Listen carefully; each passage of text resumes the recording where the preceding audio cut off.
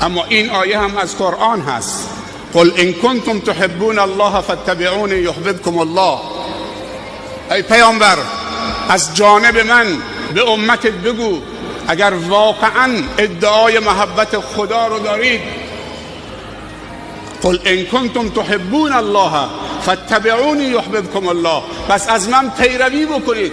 تنها صلوات با صدای بلند کافی نیست.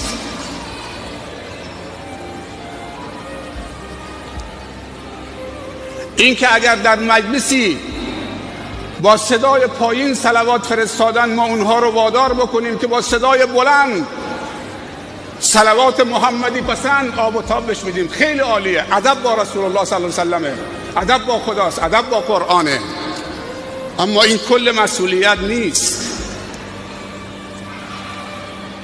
آیات دیگه هم در قرآن هست که عمل